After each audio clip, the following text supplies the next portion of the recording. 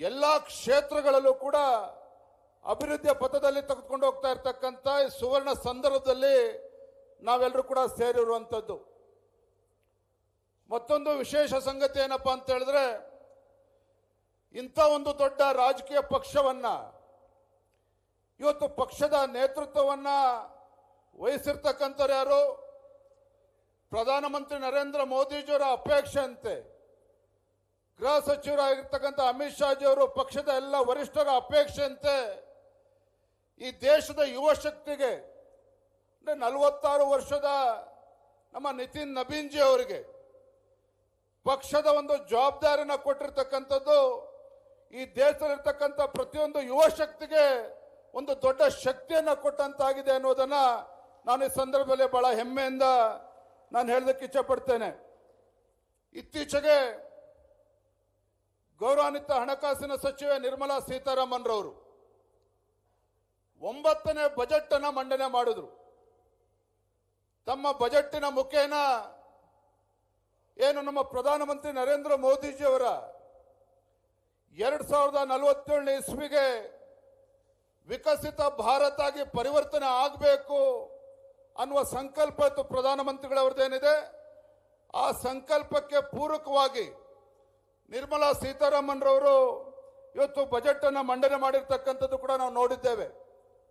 ಬಜೆಟ್ಟಿನ ಮುಖೇನ ಇವತ್ತು ನಮ್ಮ ದೇಶದಲ್ಲಿ ಉತ್ಪಾದನೆಗೆ ಒಂದು ದೊಡ್ಡ ಶಕ್ತಿಯನ್ನು ತುಂಬುವಂತ, ಜನರ ಆಶೋತ್ತರಗಳಿಗೆ ಈಡೇರಿಕೆ ಮಾಡುವಂತ, ಈ ದೇಶದ ಯುವ ಶಕ್ತಿ ಮತ್ತು ಮಹಿಳಾ ಶಕ್ತಿಗೆ ಒಂದು ಭದ್ರ ಬುನಾದಿಯನ್ನ ಶಕ್ತಿ ತುಂಬತಕ್ಕಂಥ ನಿಟ್ಟಿನಲ್ಲಿ ಏನು ಪ್ರಧಾನಮಂತ್ರಿಗಳ ಸಬ್ಕಾ ಸಾಥ್ ಸಬ್ಕಾ ವಿಕಾಸ್ ಸಬ್ಕಾ ವಿಶ್ವಾಸ್ और ಸಬ್ಕಾ ಪ್ರಯಾಸ್ ಈ ಒಂದು ಧ್ಯೇಯದೊಂದಿಗೆ ಇವತ್ತು ನಿರ್ಮಲಾ ಸೀತಾರಾಮನ್ ಅವರು ಕೂಡ ಬಜೆಟ್ ಅನ್ನ ಮಂಡನೆ ಮಾಡಿರ್ತಕ್ಕಂಥದ್ದು ನಾವು ನೋಡಿದ್ದೇವೆ.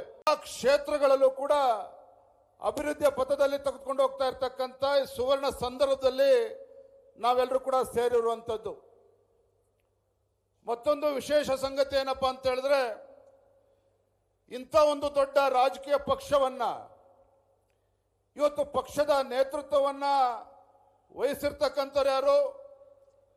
ಪ್ರಧಾನಮಂತ್ರಿ ನರೇಂದ್ರ ಮೋದಿಜಿಯವರ ಅಪೇಕ್ಷೆಯಂತೆ ಗೃಹ ಸಚಿವರಾಗಿರ್ತಕ್ಕಂಥ ಅಮಿತ್ ಶಾ ಜಿಯವರು ಪಕ್ಷದ ಎಲ್ಲ ವರಿಷ್ಠರ ಅಪೇಕ್ಷೆಯಂತೆ ಈ ದೇಶದ ಯುವ ಶಕ್ತಿಗೆ 46 ವರ್ಷದ ನಮ್ಮ ನಿತಿನ್ ನಬೀನ್ ಜಿ ಅವರಿಗೆ ಪಕ್ಷದ ಒಂದು ಜವಾಬ್ದಾರಿನ ಕೊಟ್ಟಿರ್ತಕ್ಕಂಥದ್ದು ಈ ದೇಶದಲ್ಲಿರ್ತಕ್ಕಂಥ ಪ್ರತಿಯೊಂದು ಯುವ ಶಕ್ತಿಗೆ ಒಂದು ದೊಡ್ಡ ಶಕ್ತಿಯನ್ನ ಕೊಟ್ಟಂತಾಗಿದೆ ಅನ್ನೋದನ್ನ ನಾನು ಈ ಸಂದರ್ಭದಲ್ಲಿ ಬಹಳ ಹೆಮ್ಮೆಯಿಂದ ನಾನು ಹೇಳೋದಕ್ಕೆ ಇಚ್ಛೆ ಪಡ್ತೇನೆ.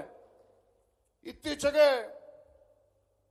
ಗೌರವಾನ್ವಿತ ಹಣಕಾಸಿನ ಸಚಿವೆ ನಿರ್ಮಲಾ ಸೀತಾರಾಮನ್ ರವರು 9ನೇ ಬಜೆಟ್ ಅನ್ನ ಮಂಡನೆ ಮಾಡಿದ್ರು.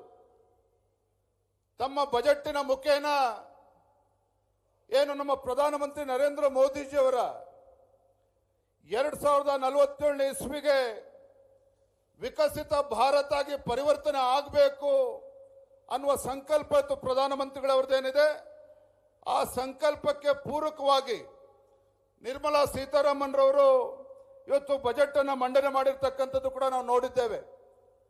ಬಜೆಟ್ಟಿನ ಮುಖೇನ ಇವತ್ತು ನಮ್ಮ ದೇಶದಲ್ಲಿ ಉತ್ಪಾದನೆಗೆ ಒಂದು ದೊಡ್ಡ ಶಕ್ತಿಯನ್ನು ತುಂಬುವಂತ, ಜನರ ಆಶೋತ್ತರಗಳಿಗೆ ಈಡೇರಿಕೆ ಮಾಡುವಂತ, ಈ ದೇಶದ ಯುವ ಶಕ್ತಿ ಮತ್ತು ಮಹಿಳಾ ಶಕ್ತಿಗೆ ಒಂದು ಭದ್ರ ಬುನಾದಿಯನ್ನ ಶಕ್ತಿ ತುಂಬತಕ್ಕಂಥ ನಿಟ್ಟಿನಲ್ಲಿ ಏನು ಪ್ರಧಾನಮಂತ್ರಿಗಳ ಸಬ್ಕಾ ಸಾಥ್ ಸಬ್ಕಾ ವಿಕಾಸ್ ಸಬ್ಕಾ ವಿಶ್ವಾಸ್ और ಸಬ್ಕಾ ಪ್ರಯಾಸ್ ಈ ಒಂದು ಧ್ಯೇಯದೊಂದಿಗೆ ಇವತ್ತು ನಿರ್ಮಲಾ ಸೀತಾರಾಮನ್ ಅವರು ಕೂಡ ಬಜೆಟ್ ಅನ್ನ ಮಂಡನೆ ಮಾಡಿರ್ತಕ್ಕಂಥದ್ದು ನಾವು ನೋಡಿದ್ದೇವೆ.